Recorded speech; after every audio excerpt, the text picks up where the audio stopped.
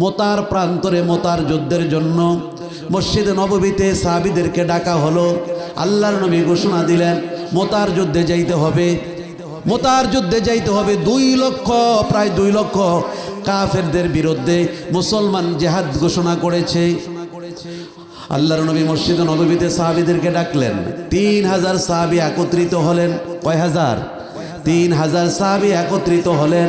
একত্রিত হয়ে আল্লাহর নবী তাদেরকে লাইন ধরে দাঁড়া করাইলেন, কাতারবদ্ধ করে দাঁড়া করাইলেন। আল্লাহর নবী বললেন, ও আমার সাহাবীরা, মোতার প্রান্তরে ইসলামের জন্য যুদ্ধ করতে হবে। আমাদের মাত্র 3000 আমার সাহাবী, আমাদের বিরুদ্ধে প্রায় 2 লক্ষ কাফের বেঈমান। তাহলে বলেন তো 2 লক্ষ বেশি না 3000 বেশি? 2 লক্ষের বিরুদ্ধে 3000 সাহাবী যুদ্ধ করতে হবে। কিন্তু সাহাবীরা পিছপা হয় নাই। আল্লাহর নবীকে বললেন, লাব্বাইকা ইয়া রাসূলুল্লাহ, আপনি নবী আমাদেরকে অর্ডার করেন, আমরা যুদ্ধে যাইতে প্রস্তুত আছি। সুবহানাল্লাহ। ভয় করে নাই, রাসূলকে ভালোবেসেছেন, মোহাব্বত করেছেন। আল্লাহর নবী 3000 সাহাবীদেরকে দাঁড়া করাইলেন। দাঁড়া করাইয়া আল্লাহর নবীর পালক পুত্র হযরতে যায়েদ রাদিয়াল্লাহু তাআলা আনহুকে বললেন, এই যায়েদ, তুমি মোতার যুদ্ধের প্রথম সেনাপতি, তুমি মোতার যুদ্ধে যাইবা। তুমি যখন শহীদ হয়ে যাইবা, দ্বিতীয় সেনাপতি হিসেবে ঘোষণা করলেন হযরতে জাফর বিন আবু তালেবকে। হযরতে আলী রাদিয়াল্লাহু তাআলা আনহুর ভাইকে জাফর রাদিয়াল্লাহু তাআলা আনহুকে বললেন, এই জাফর, তুমি হলা মোতার যুদ্ধের দ্বিতীয় সেনাপতি। তুমি যখন শহীদ হয়ে যাইবা, তখন তৃতীয় সেনাপতি নিয়োজিত করলেন হযরতে আব্দুল্লাহ বিন রাওহাকে। আব্দুল্লাহ বিন রাওহাকে বললেন, আব্দুল্লাহ বিন রাওহা, তুমি মোতার যুদ্ধের তৃতীয় সেনাপতি। তুমি যখন শহীদ হইয়া যাইবা, এবার মোতার প্রান্তরে মুসলমানরা সকলে পরামর্শ করে যাকে সেনাপতি নিয়োজিত করবে, সেই সেনাপতি হবে। বলুন না সুবহানাল্লাহ। আল্লাহর নবীকে এলমে গায়েবের অধিকারী বানাইছেন কে? আল্লাহর নবী 3 জন সাহাবীকে বললেন, তোমরা 3 জন শহীদ, তোমরা 3 জন মোতার প্রান্তরে শহীদ হয়ে যাইবা। তারপরেও কি সাহাবীরা পিছপা হয়েছেন? পিছপা হন নাই। তারা জানে মোতার প্রান্তরে গেলে আমরা শহীদ হয়ে যাবে। আল্লাহর নবী, রহমতের নবী, মায়ার নবীর জবান মোবারক দিয়ে বলেছেন। এবার হযরতে যায়েদ রাদিয়াল্লাহু তাআলা আনহুকে বললেন, যাও, তোমরা বাড়িতে যাও, সবাই চলে যাও, যার যার বাড়ি থেকে গিয়া বিদায় নিয়ে চলে আসো। হযরতে যায়েদ রাদিয়াল্লাহু তাআলা আনহু আল্লাহর নবীর সামনে দাঁড়ায়া দাঁড়ায়া কান্দে আর বলি, ইয়া রাসূলুল্লাহ, ইয়া হাবিবাল্লাহ, নবী গো, ও মায়ের নবী, ছোটবেলা ছোট সময় আপনার দরবারে আমি এসেছি, আপনার কদমে আমার হাত রেখেছি, মুসলমান হয়েছি। আমার বাবা মা বহুবার এসেছে আমাকে নিয়ে যাওয়ার জন্য। আমি আপনার দরবার ছাইরা যাই নাই, আপনার নূরানি কদমে আমি পড়ে আছি। বিদায় যদি দিতে হয় গো নবী, আপনি আমাকে বিদায় দেন, আর কোথাও যাব না। আল্লাহর নবীর সাহাবী হযরতে যায়েদ বিনায় বিনায় কান্দেন। আল্লাহর নবী যায়েদ রাদিয়াল্লাহু তাআলা আনহুকে জড়ায়া ধরলেন। জড়ায়া ধরে কপাল মুবারকের ভিতরে চুমা খাইলেন। আর আল্লাহর নবী হযরতে যায়েদ রাদিয়াল্লাহু তাআলা আনহুকে দোয়া করে দিলেন, যাও, তুমি ওই যে মোতার প্রান্তরে যাও, শহীদ হয়ে যাইবা, তোমার জন্য জান্নাতে ফেরেশতারা অপেক্ষা করতেছে। বলুন না সুবহানাল্লাহ। হযরতে যায়েদ রাদিয়াল্লাহু তাআলা আনহু বিদায় নিলেন। হযরতে আরো 2 জন সাহাবী হযরতে জাফর রাদিয়াল্লাহু তাআলা আনহু বাড়িতে চলে গেলেন। ঘরের মধ্যে ঢুকে বিবিকে বলে, বিবি রে, ও বিবি, বিদায় দাও, মোতার প্রান্তরে যুদ্ধের জন্য যেতে হবে। শুধু যুদ্ধই করব না, মোতার প্রান্তরে দ্বিতীয় সেনাপতি আল্লাহর নবী আমাকে নিয়োজিত করেছে, আমাকে নিয়োজিত করেছে। আমি দ্বিতীয় সেনাপতি শুধু না, আমি শহীদ বলে আমাকে ঘোষণা নবী করেছে। আল্লাহর নবী শহীদ বলে ঘোষণা দিয়েছে। তাহলে অবশ্যই আমি শহীদ হয়ে যাব। আল্লাহর নবীর প্রতি তাদের কত বিশ্বাস, কত ভক্তি, কত ভালোবাসা ছিল, কথা বলেন ঠিক কিনা? হযরতে জাফর রাদিয়াল্লাহু তাআলা আনহু যখন এই কথা বললেন, স্ত্রী বললেন, স্বামী হে, আমাকে একটু সময় দেন, আমি ওযু করব, 2 রাকাত নামাজ পড়ব। স্ত্রী ওযু করলেন, 2 রাকাত নামাজ পড়ে আল্লাহর দরবারে হাত বাড়াইয়া দিলেন আর বললেন, স্ত্রী তুমি কি দোয়া করতেছো? স্ত্রী আল্লাহর কাছে দোয়া করে, আল্লাহ আমার 2টি সন্তান, ছোট মানুষ, 7 বছর 8 বছর বয়স, আমার স্বামী ছাড়া আমার সংসারে আর কেউ নাই। আমার স্বামী যদি শহীদ হয়ে যায়, আমাদেরকে দেখার মতন আর কেউ নাই গো আল্লাহ। তুমি আমার স্বামীকে মোতার প্রান্ত থেকে গাজী কইরা বাড়িতে ফিরাইয়া দিও। এই কথা যখন স্ত্রী বললেন, হযরতে জাফর রাদিয়াল্লাহু তাআলা আনহু তরবারিটা বাইর করলেন, বাইর কইরা তরবারির উল্টা পিঠ দিয়া স্ত্রীর গায়ের মধ্যে মৃদুভাবে আঘাত করলেন আর বললেন, তোমার দোয়া তুমি অর্ধ করো। আল্লাহর নবী, রহমতের নবী, মায়ার নবী আমাকে মোতার যুদ্ধের প্রথম দ্বিতীয় সেনাপতি হিসেবে ঘোষণা দিয়েছেন এবং শহীদ বলেছেন। আল্লাহর নবী যেহেতু শহীদ বলেছেন, আমি আর গাজী হয়ে বাড়িতে ফিরে আসব না। সুবহানাল্লাহ বলেন। নবীর প্রতি কেমন মায়া মহাব্বত ছিল। হযরতে জাফর রাদিয়াল্লাহু তাআলা বিদায় হয়ে চলে গেলেন, ঘর থেকে বাইর হয়ে গেলেন। জাফর রাদিয়াল্লাহু তাআলা আনহু 2টি সন্তান, জাফর রাদিয়াল্লাহু তাআলা আনহুর 2 সন্তান কাঁদে কাঁদে পিছনে পিছনে বাবা বাবা বলে ডাকতেছে। আল্লাহর নবী কি বলেছেন? লা ইউমিনু আহাদুকুম হাত্তা আকুনা হাব্বা ইলাইহি মিন ওয়ালিদিহি ওয়া ওয়ালাদিহি। আল্লাহর নবী বলেছেন, তোমার সন্তান সন্ততি থেকে আমি রাসূলকে বেশি ভালোবাসতে হবে। জাফর রাদিয়াল্লাহু তাআলা 8 বছর 7 বছরের 2টি সন্তান বাবা বাবা বলে পিছন দিকটা ডাকতেছে। জাফর রাদিয়াল্লাহু তাআলা পিছনের দিকে তাকায় না, যেহেতু আল্লাহর নবীর মোহাব্বত ভালোবাসা, আল্লাহর নবী আমাকে যুদ্ধে যাওয়ার জন্য বলেছে, আমি পিছনের দিকে তাকাবো না। সবচেয়ে আমার কাছে বড় হলো আমার রাসূল এবং আল্লাহর ভালোবাসা, কথা বলেন ঠিক কিনা?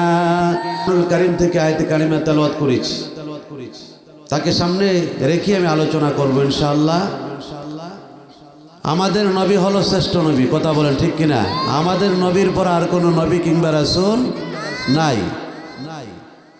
আমার নবীর উম্মত হওয়ার জন্য সমস্ত নবীর আল্লাহর কাছে দরখাস্ত করেছেন।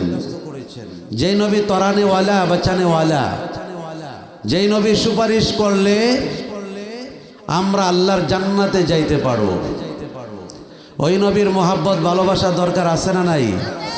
কারণ আল্লাহ তাআলা নবীর মাধ্যমে আমাদেরকে শিক্ষা দিয়েছেন, আল্লাহকে পাইতে হলে নবীর ইত্তেবা, অনুসরণ, অনুকরণ করতে হবে, কথা বলেন ঠিক কিনা? নবীর অনুসরণ ছাড়া, নবীর ইত্তেবা ছাড়া আল্লাহকে পাওয়া যাবে না। কারণ আল্লাহর পরিচয় পেয়েছি আমরা নবীর মাধ্যমে, কথা বলেন ঠিক কিনা? আল্লাহ যে একজন আছে, আল্লাহকে আমরা চিনতাম না, কিন্তু আল্লাহর হাবিবের মাধ্যমে আমরা আল্লাহকে চিনেছি, আল্লাহর পরিচয় পেয়েছি।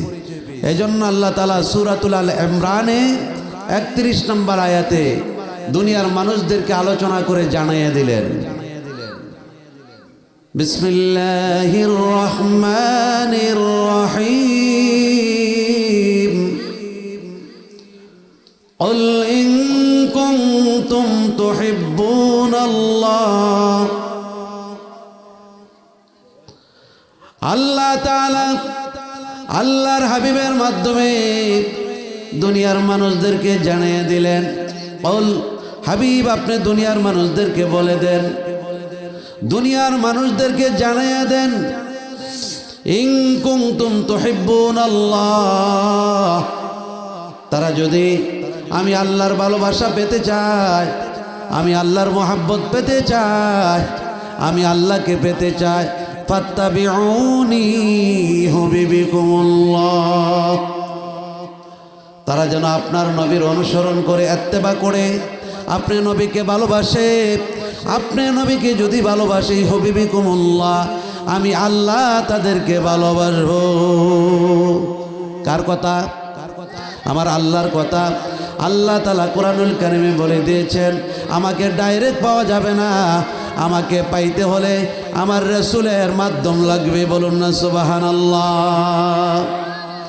ফাত্তাবিউনি হাবিব, আপনি দুনিয়ার মানুষদেরকে জানাইয়া দেন, তারা যদি আমি আল্লাহকে পেতে চায়, তারা যেন আপনি রাসূলের ইত্তেবা করে অনুসরণ করে। যদি অনুসরণ করে কি লাভ হবে? কি লাভ হবে? ইউহিব্বুকুমুল্লাহ, আমি আল্লাহ তাদেরকে ভালোবাসবো। আল্লাহ যদি আমাকে ভালোবাসে, আপনাকে ভালোবাসে, তাহলে আপনার আমার কোনো চিন্তা আসেনি, আপনার আমার কোনো চিন্তা নাই, ভয় নাই। শুধু ভালোই বাসবো না, ওয়াগফির লাকুম যুনুবাকুম, আমি তাদের তামাম জিন্দেগির অপরাধগুলি ক্ষমা করে দেব। তামাম জিন্দেগির অপরাধগুলি ক্ষমা করে দিবেন। যিনি তিনি কে? আল্লাহ। কার অনুসরণ করলে? আল্লাহর হাবিবের অনুসরণ করলে, আল্লাহর হাবিবকে মোহাব্বত করলে, ভালোবাসলে। আল্লাহু গফুরুর রহিম, আমি আল্লাহ তাআলা ক্ষমাকারী। আমি আল্লাহ যাকে ইচ্ছা করি ক্ষমা করে দেই।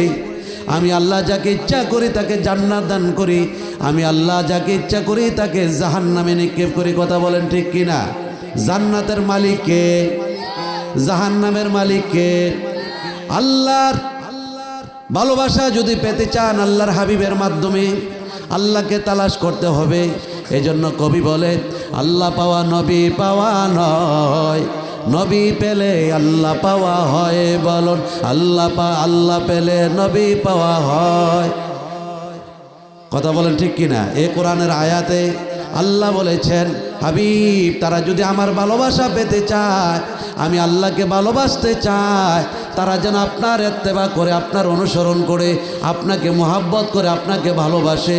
ভালোবাসলে কি লাভ হবে তাদের? আমি তাদেরকে ভালোবাসবো, তাদের তামাম জিন্দেগির অপরাধগুলি ক্ষমা করে দিব, যেহেতু আমি আল্লাহ তাআলা ক্ষমাকারী। বলুন না সুবহানাল্লাহ। তাহলে নবীকে কেমনভাবে ভালোবাসতে হবে? আল্লাহর নবী বুখারী শরীফের হাদিসের মধ্যে আলোচনা করে দুনিয়ার মানুষদেরকে জানাইয়া দিলেন কেমনে রাসূলকে ভালোবাসতে হবে। লা ইউমিনু আহাদুকুম হাত্তা আকুনা হাব্বা ইলাইহি মিন ওয়ালিদিহি ওয়া ওয়ালাদিহি ওয়ান নাসি আজমাইন। আল্লাহর হাবিব দুনিয়ার মানুষদেরকে জানাইয়া দিলেন, আমাকে ভালোবাসতে হবে। তোমার দুনিয়ার সন্তান সন্ততি, মাতা পিতা, এমনকি তোমার জীবনের চেয়েও বেশি, যতক্ষণ পর্যন্ত আমি রাসূলকে মোহাব্বত না করবা, ভালো না বাসবা, ততক্ষণ পর্যন্ত তোমরা ইমানদার হতে পারবা না। তাহলে রাসূলকে ভালোবাসতে হবে জীবন দিয়ে।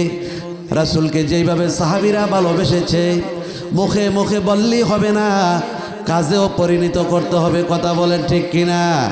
সাহাবীরা নিজের জীবন দিয়া,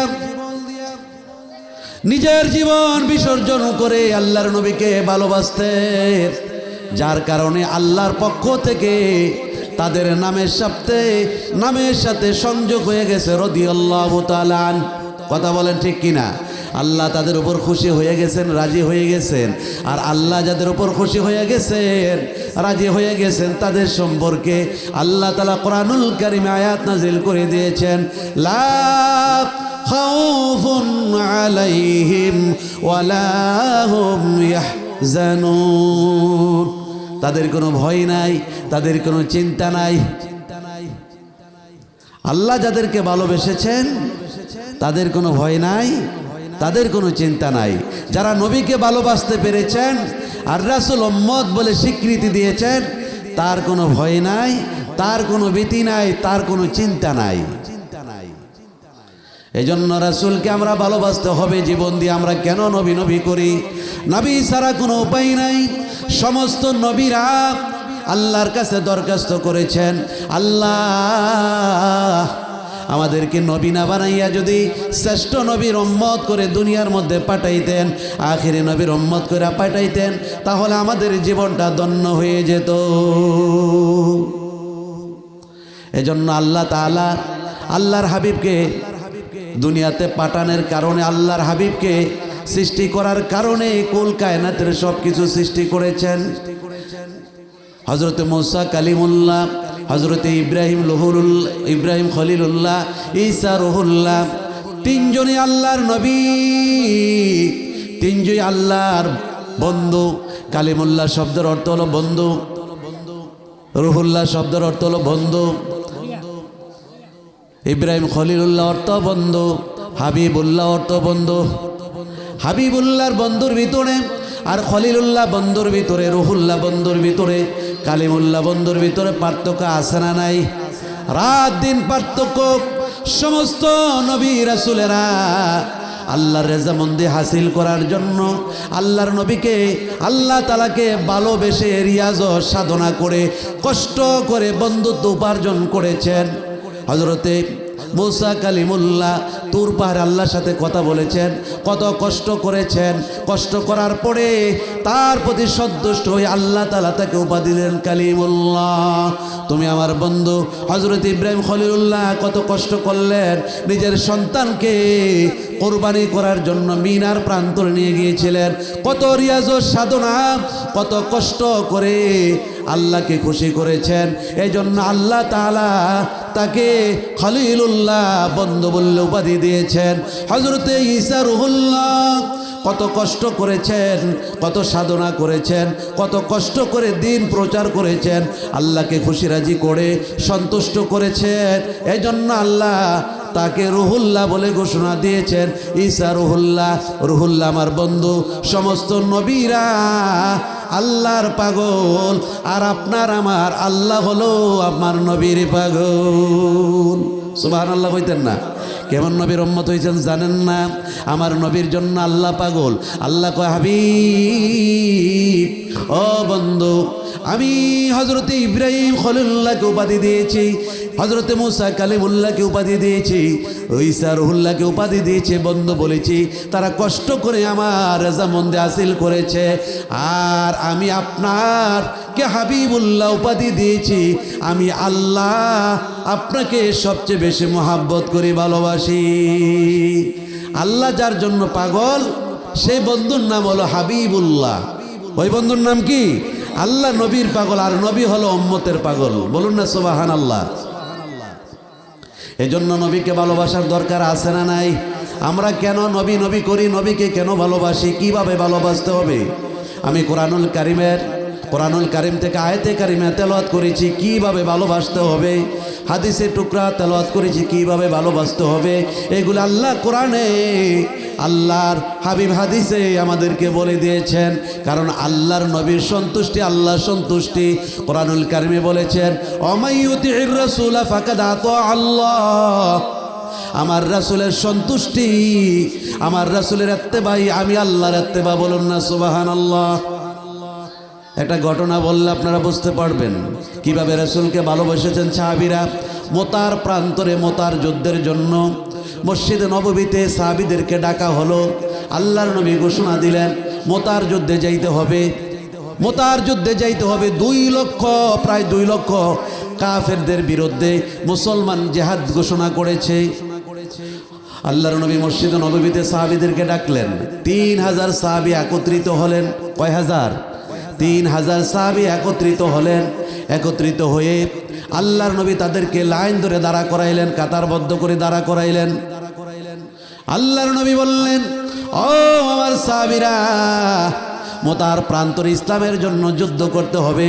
আমাদের মাত্র 3000 আমার সাহাবী, আমাদের বিরুদ্ধে প্রায় 2 লক্ষ কাফের বেঈমান। তাহলে বলেন তো 2 লক্ষ বেশি না 3000 বেশি? 2 লক্ষের বিরুদ্ধে 3000 সাহাবী যুদ্ধ করতে হবে। কিন্তু সাহাবীরা পিছপা হয় নাই। আল্লাহর নবীকে বললেন, লাব্বাইক ইয়া রাসূলুল্লাহ, আপনি নবী আমাদেরকে অর্ডার করেন, আমরা যুদ্ধে যাইতে প্রস্তুত আছি। সুবহানাল্লাহ। ভয় করে নাই, রাসূলকে ভালোবেসেছেন, মহাব্বত করেছেন। আল্লাহর নবী 3000 সাহাবীদেরকে দাঁড়া করাইলেন। দাঁড়া করাইয়া আল্লাহর নবীর পালক পুত্র হযরতে যায়েদ রাদিয়াল্লাহু তাআলা আনহুকে বললেন, আয় যায়েদ, তুমি মোতার যুদ্ধের প্রথম সেনাপতি, তুমি মোতার যুদ্ধে যাইবা, তুমি যখন শহীদ হয়ে যাইবা, দ্বিতীয় সেনাপতি হিসাবে ঘোষণা করলেন হযরতে জাফর বিন আবু তালেবকে। হযরতে আলী রাদিয়াল্লাহু তাআলা আনহুর ভাইকে জাফর রাদিয়াল্লাহু তাআলা আনহুকে বললেন, এই জাফর, তুমি হলা মোতার যুদ্ধের দ্বিতীয় সেনাপতি, তুমি যখন শহীদ হইয়া যাইবা তখন তৃতীয় সেনাপতি নিয়োজিত করলেন হযরতে আব্দুল্লাহ বিন রাওহাকে। আব্দুল্লাহ বিন রাওহাকে বললেন, আব্দুল্লাহ বিন রাওহা, তুমি মোতার যুদ্ধের তৃতীয় সেনাপতি, তুমি যখন শহীদ হইয়া যাইবা এবার মোতার প্রান্তরে মুসলমানরা সকলে পরামর্শ করে যাকে সেনাপতি নিয়োজিত করবে সেই সেনাপতি হবে। বলুন না সুবহানাল্লাহ। আল্লাহর নবীকে এলমে গায়েবের অধিকারী বানাইয়েছেন কে? আল্লাহর নবী তিনজন সাহাবীকে বললেন, তোমরা তিনজন শহীদ, তোমরা তিনজন মোতার প্রান্তরে শহীদ হয়ে যাইবা। তারপরেও কি সাহাবীরা পিছপা হয়েছেন? পিছপা হন নাই। তারা জানে মোতার প্রান্তরে গেলে আমরা শহীদ হয়ে যাবে। আল্লাহর নবী, রহমতের নবী, মায়ার নবীর জবান মোবারক দিয়ে বলেছেন। এবার হযরতে যায়েদ রাদিয়াল্লাহু তাআলা আনহুকে বললেন, যাও তোমরা বাড়িতে যাও, সবাই চলে যাও, যার যার বাড়ি থেকে গিয়া বিদায় নিয়ে চলে আসো।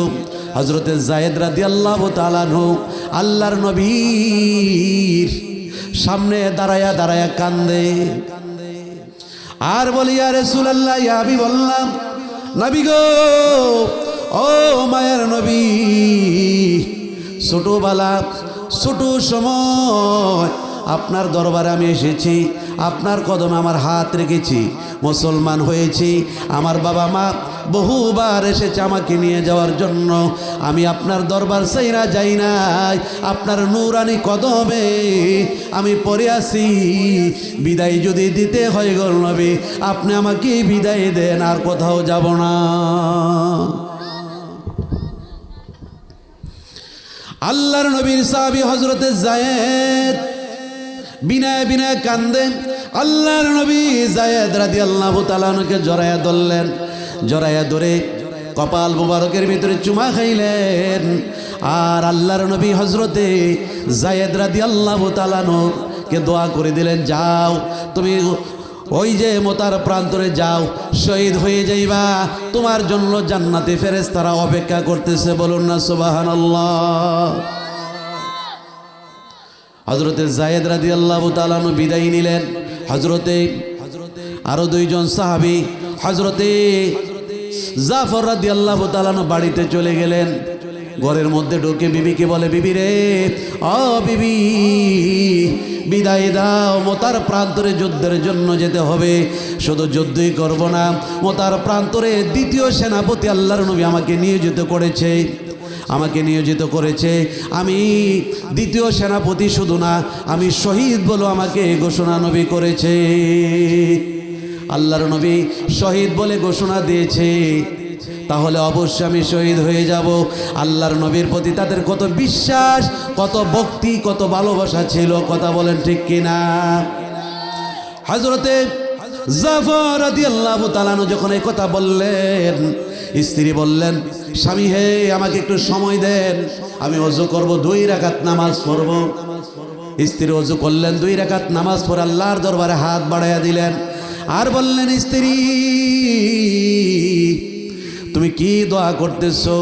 স্ত্রী আল্লাহর কাছে দোয়া করে, আল্লাহ, আমার 2টি সন্তান, ছোট মানুষ, 7 বছর 8 বছর বয়স, আমার স্বামী ছাড়া আমার সংসারে আর কেউ নাই। আমার স্বামী যদি শহীদ হয়ে যায়, আমাদেরকে দেখার মতন আর কেউ নাই গো আল্লাহ। তুমি আমার স্বামীকে মোতার প্রান্ত থেকে গাজী কইরা বাড়িতে ফিরাইয়া দিও।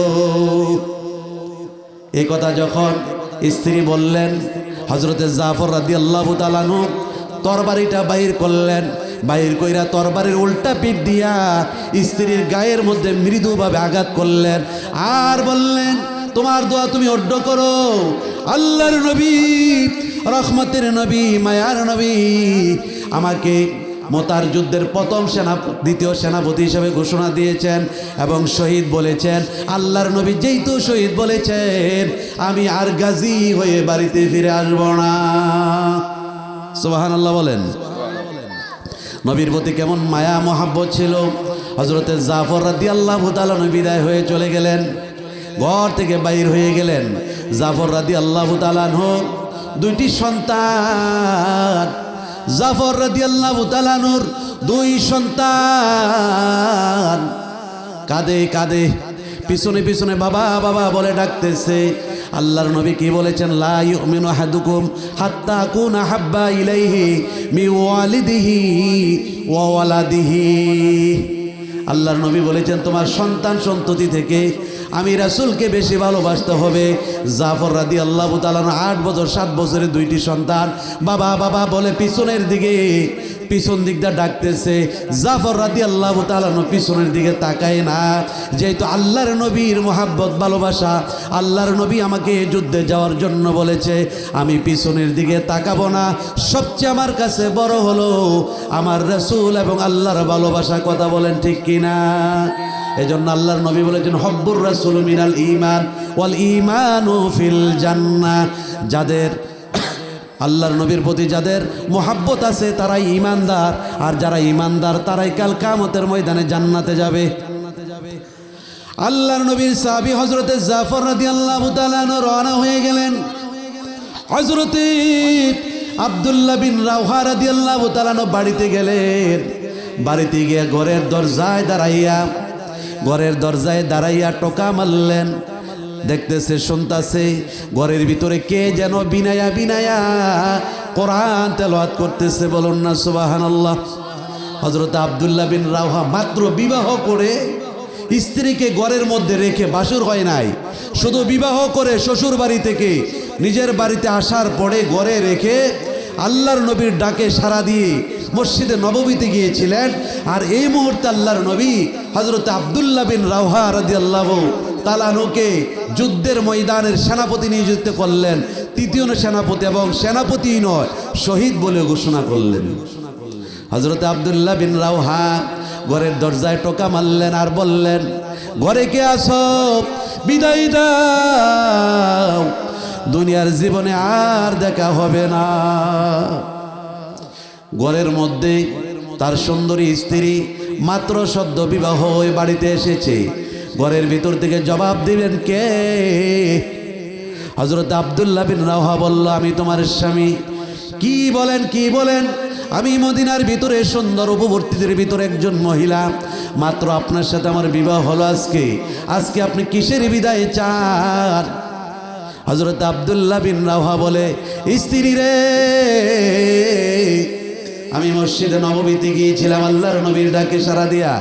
আল্লাহর নবী আমাকে মোতার যুদ্ধের প্রথম সেনাপতি করলেন, এবং মোতার যুদ্ধে আমি তৃতীয় সেনাপতি নিয়োজিত করলেন, আর বললেন শুধু সেনাপতি নেই, আমি শহীদ হয়ে যাব।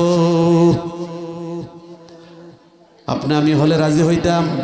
কথা বলে না, রাজি হইতাম? জীবনে মাত্র বিবাহ করে আসছি, আমি এখন গিয়ে শহীদ হয়ে যাব? কথা বলেন ঠিক কিনা? আল্লাহর নবীর প্রতি যে তাদের ভালোবাসা, আল্লাহর নবীদের বলেছেন তোমার জীবনের চেয়েও বেশি আমাকে মহাব্বত করতে হবে। আল্লাহর নবী, মায়ার নবী, রহমতের নবী অর্ডার করেছেন। স্ত্রী বলে, স্বামী আপনি ঘরের ভিতরে আসেন, আপনাকে একটু দেখব। হযরত আব্দুল্লাহ বিন রাওহা বললেন, না, আমি ঘরের ভিতরে যেতে পারবো না।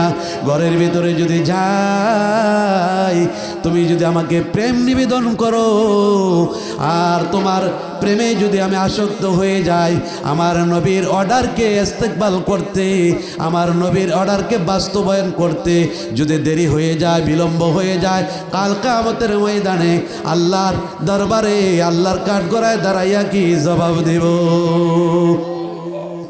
হযরত আব্দুল্লাহ বিন রাওহা বললেন, স্ত্রী বিদায় দাও।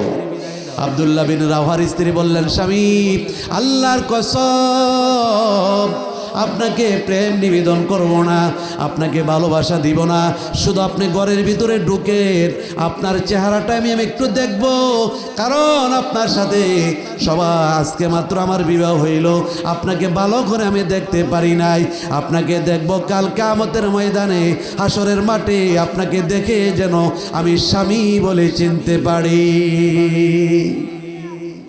সুবহানাল্লাহ কইতেন না? ও মা, ও গো আমার বোনেরা, একটু মনের কান লাগান, দিলের কান লাগান গো মা। মহিলারা আমার নবীকে কত ভালোবাসতেন, কত মহাব্বত করতেন। হযরত আব্দুল্লাহ বিন রাওহা বলল, না না, আমি ঘরের ভিতরে ঢুকবো না, প্রেম নিবেদন করবা কয় না, আপনাকে একটু দেখবো।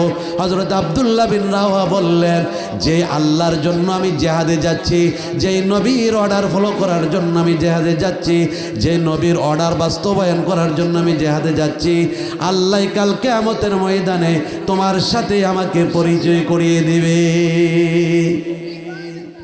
নবী নবী করে আর কত কাল আমি কাঁদব, নবী নবী করে আর কত কাল আমি কাঁদব।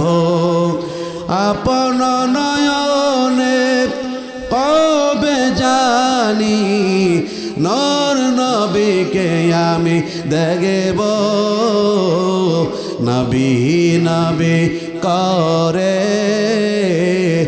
আর কত কাল আমি কাঁদব, নবী নবী করে আর কত কাল আমি কাঁদব।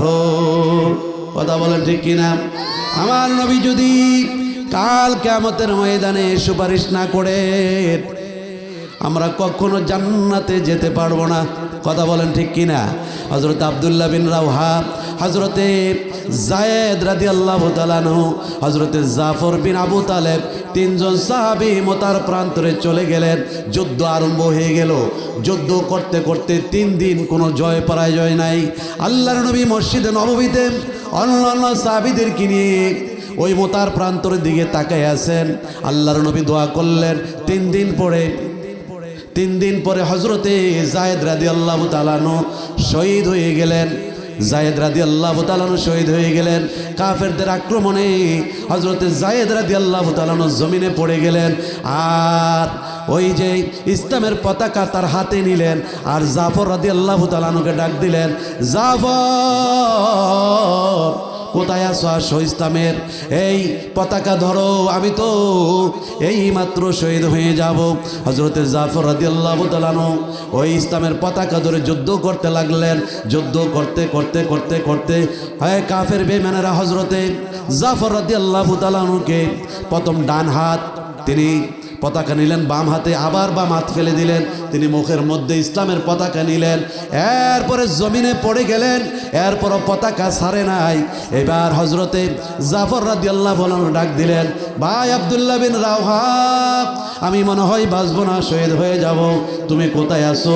তাড়াতাড়ি ইসলামের পতাকা ধরো। হযরতে আব্দুল্লাহ বিন রাওহা রাদিয়াল্লাহু তাআলা আনহু পতাকা ধরলেন। এরপরে এক সময় আব্দুল্লাহ বিন রাওহা দুনিয়া থেকে শহীদ হয়ে গেলেন। এইভাবে তারা কষ্ট করেছেন, এইভাবে নবীর হুকুমকে তারা তামিল করেছেন, এইভাবে নবীকে ভালোবেসেছেন। এই জন্য তাদের নামের সাথে রাদিয়াল্লাহু তাআলা আন। এই জন্য আল্লাহর নবী বলেন যে হব্বুর রাসূল মিনাল ঈমান ওয়াল ঈমানু ফিল জান্নাহ, যারা আমি রাসূলকে ভালোবাসবে তারা ঈমানদার, আর যারা ঈমানদার তারাই কাল কিয়ামতের ময়দানে আমি নবীর সাথে জান্নাতে থাকবো। আপনার সন্তান, আপনার সন্ততি, আপনার ছেলে, আপনার মেয়ে, আপনার ভাই, আপনার বোন, বন্ধু বান্ধব ক্ষণস্থায়ী। কথা বলেন ঠিক কিনা? কবর পর্যন্ত তারা যাবে, কবর পর্যন্ত যাবে, কবরের ভিতরে তারা যাবে। 2-3 দিন কাদার পরে আর আপনাকে মনে রাখবে না। আমার নবী কিন্তু দুনিয়াতে উম্মতের জন্য কেঁদেছেন, এখনো মদিনার রওজা মুবারকে শুয়ে কাঁদেন, হাসরের মাঠে মাকামে মাহমুদে সিজদায় পড়ে কাঁদবেন। কথা বলেন ঠিক কিনা? আমি যাব কবরেতে, কেউ তো যাবে না, 2-3 দিন কাদার পরে মনে রাখবে না। কথা বলেন ঠিক কিনা? 2-3 দিন কাদার পরে মনে রাখবে না। উম্মতের দেওয়ানা নবী আসেন কাঁদিতে, মোদের জন্য কান্দেন নবী ওই মদিনাতে। বলুন, মোদের জন্য কান্দেন নবী ওই মদিনাতে। আমি যাব কয়বরেতে কেউ তো যাবে না, 2-3 দিন কাদার পরে মনে রাখবে না। উম্মতের দেওয়ানা নবী আসের কাঁদিতে, মোদের জন্য কান্দেন নবী ওই মদিনাতে। মান আহাব্বা সুন্নতি ফাকাদ আহাব্বানি ওয়া মান আহাব্বানি কানা মাইয়া ফিল জান্নাহ। আল্লাহর নবী বলেন, যারা আমার সুন্নতকে মহাব্বত করলো, ভালোবাসলো, তারা যেন আমি নবীকে মহাব্বত করলো। আর আমি নবীকে যারা মহাব্বত করলো, তারা আমি নবীর সাথে কানা মাইয়া ফিল জান্নাহ, তারা কাল কিয়ামতের ময়দানে জান্নাতে থাকবে। তো নবীকে ভালোবাসার দরকার আছে না নাই? এজন্য নবীকে পাইতে হলে, আল্লাহকে পাইতে হলে নবীর ভালোবাসা শর্ত জুড়ে দিয়েছেন আল্লাহ। ইমানের পূর্ব শর্ত হলো নবীর ভালোবাসা। এজন্য আসুন আমরা আমাদের জীবন দিয়ে, আমাদের অন্তর দিয়ে আমার নবীকে ভালোবাসবো, নবীর সুন্নতের আমল করব, নবীর ইত্তেবা করব, নবীর অনুসরণ করব, অনুকরণ করব। নবীর অনুসরণ করলে, নবীর ইত্তেবা করলে, নবীকে ভালোবাসলে, যিনি আপনার জীবনটা পরিবর্তন করে দিবেন, যিনি আপনার জীবনটা সুন্দর করে দিবেন, যিনি আপনাকে জান্নাত দান করবেন, তিনি কে? আল্লাহ। তা আসুন আল্লাহ তাআলা আমাদের সকলকে দ্বীনের উপরে সঠিক রাস্তায় চলার তৌফিক দেখ। আল্লাহর মহাব্বত, নবীজির ভালোবাসা আমাদের অন্তর দিয়া, আমাদের অন্তরে পরিপূর্ণ করে দেখ। আমরা আল্লাহর ইবাদত, রাসূলের মহাব্বত ও মা বাবার খাদমত, ওলি আল্লাহদের সোহবতে থাকতে রাজি আছি তো ইনশাল্লাহ?